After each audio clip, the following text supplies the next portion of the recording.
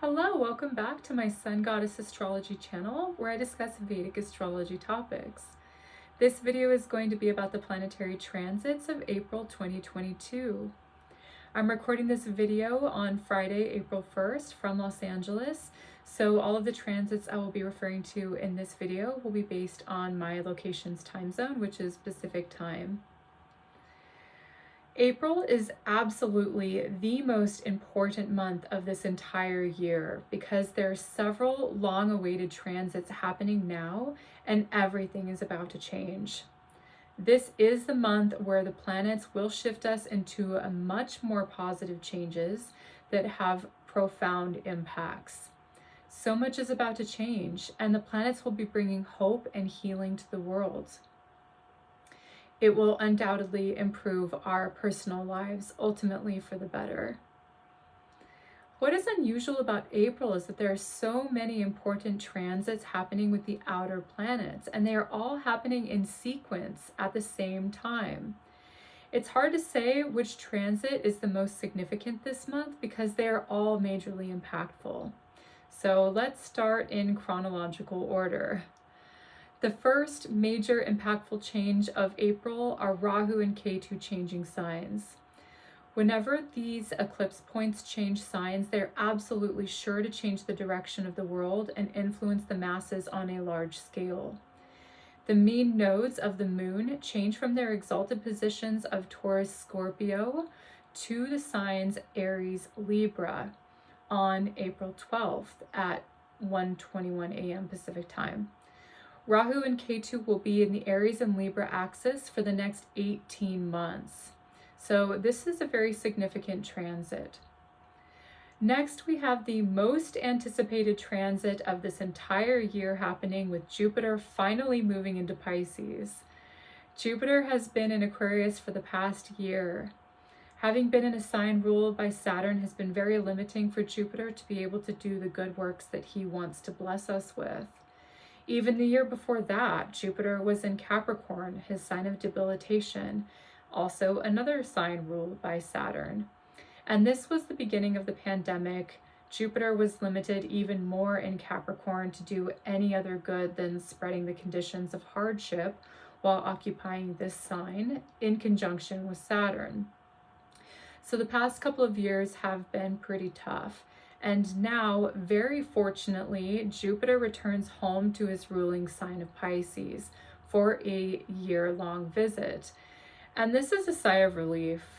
Jupiter loves being in Pisces for advancing knowledge and spirituality, spreading wealth, health, and healing. It will be bringing communities back together and making travel much easier. On April 13th at 3:17 a.m., Jupiter moves into Pisces and will remain in this wonderful placement until April of next year.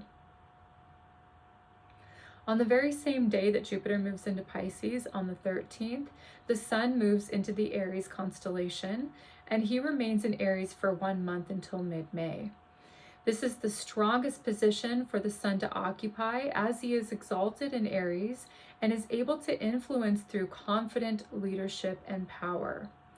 However, there is a caveat this year. The Sun's exalted strength in Aries is eclipsed. This is because Rahu entered the sign only 1 day before the Sun moves here, which casts a shadow over the Sun.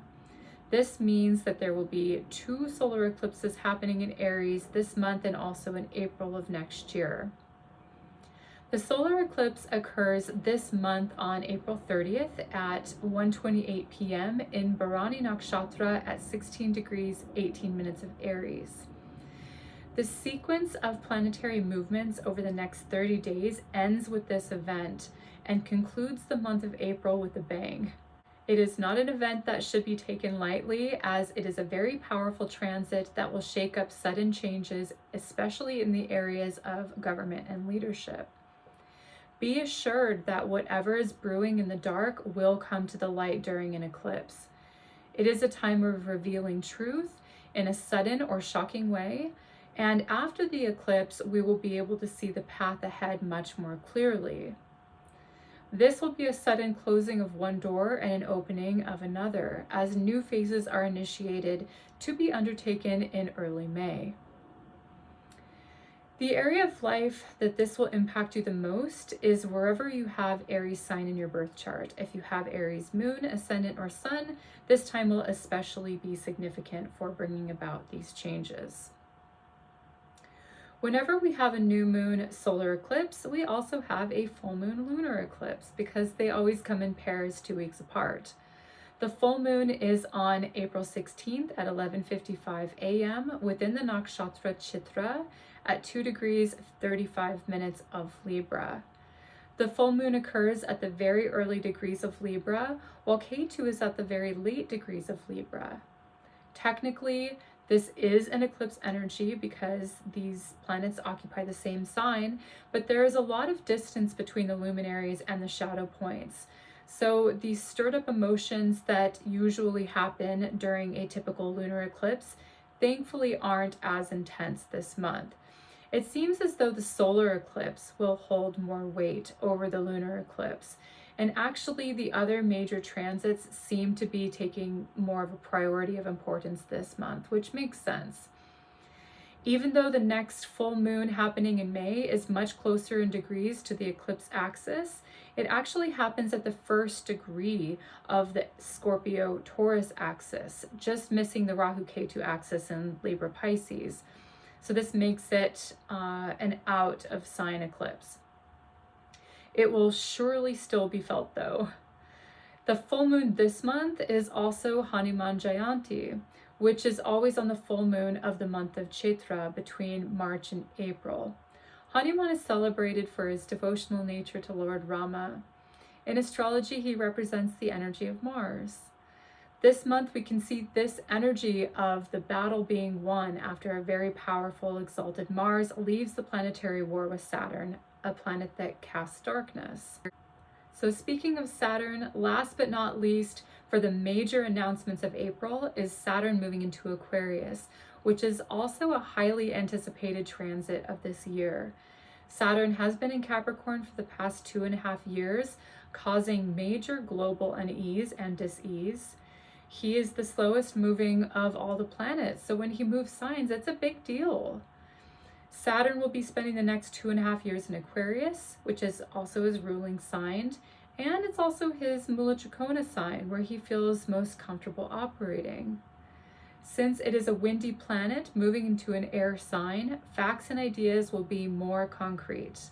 Plans will be able to solidify, and new procedures and policies can be set up. Saturn's initial ingress into Aquarius this year will be a temporary one, from April 28th until July 12th, and it is a short stay because he retrogrades back into Capricorn from July 12th through the end of the year. January 17th of 2023, he will enter Aquarius a second time and have a more extended transit in this sign. At the end of this month, we will be getting a preview trailer of what 2023 to 2025 will be like. I don't want to leave out talking about the inner planets because they also have a supporting role in this movie. So let's start with Venus. Venus has just entered the first couple degrees of Aquarius, joining Jupiter, and she will remain in Aquarius until April 27th. From the 27th onward, Venus will be exalted in Pisces with Jupiter in his ruling sign, which will bring a lot of healing and bonding in love and relationships. That will be a good time for relationship, marriages, and unions, which I will talk about more in next month's video. Most of the month, Venus is in Aquarius. She does okay here as she is in a friend sign, but she is also being aspected by Mars.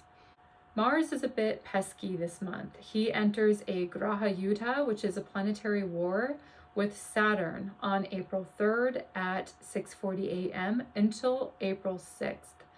This is a clash of two major malefics, and Mars is at the exaltation degree during this planetary war with Saturn in his own sign. It's best to remain calm and be as patient as possible during this time, because on April 7th, Mars leaves the Saturn conjunction and enters Aquarius. It is here that he is able to focus his energy better. However, he brings tension and some intolerance into relationship. The benefit of this, however, is that there can be a devotional nature for spiritual pursuits. Mars remains in Aquarius throughout the rest of April. Mercury enters Aries on April 8th and gets caught in between the Sun and Rahu, taking on a role that is harsher in speech. As it moves closer to Rahu, it is important this month to be truthful in all matters. You could possibly be lied to, or you could catch yourself being untruthful for whatever reason you have. The facts are not as they seem, however. But the sun reveals everything. So as long as your behavior isn't shady, then you will remain in your integrity. It is not wise to trust the opinions or advice of others in April. Additionally, leaders, bosses, governments can be misleading or make mistakes. This is the classic politician type energy. On the positive side, it might be a time to study astrology or try being inventive. Imaginations and fantasies run high. This is a thinking outside the box transit, and it is a quick transit. Mars enters Taurus on the 24th of April at 11:43 a.m. for a more pleasant, careful, and grounded transit. As you can see, there's a lot happening here in April. So let's recap. The days of impact are April 4th. Mars is exalted in a graha yuddha, planetary war with Saturn in his own sign. He changes signs on the 7th. April 12th. Rahu Ketu change signs and remain in Aries-Libra for the next 18 months. April 13th. Jupiter moves to own sign Pisces for the next year, and Sun moves into exaltation Aries for the next month. April 16th, this is the full moon in Libra, Chitra Nakshatra. April 24th, Mercury moves into Taurus, and then on April 8th, he moves into Aries. April 27th, Venus moves into exalted sign Pisces. April 28th, Saturn moves into own sign Aquarius. And finally, April 30th is the solar eclipse with Rahu and the Sun in Aries. Since this month is filled with so many significant transits, I want to leave you with this thought. Any action is good action if there is a clean, positive intention behind it. We have everything we need, and we are energized by the thought of a new day. I'm so grateful to be able to continue to share my astrological perspectives with you. Thank you for watching and subscribing to my channel, and I will see you in the upcoming videos. Take care and be well.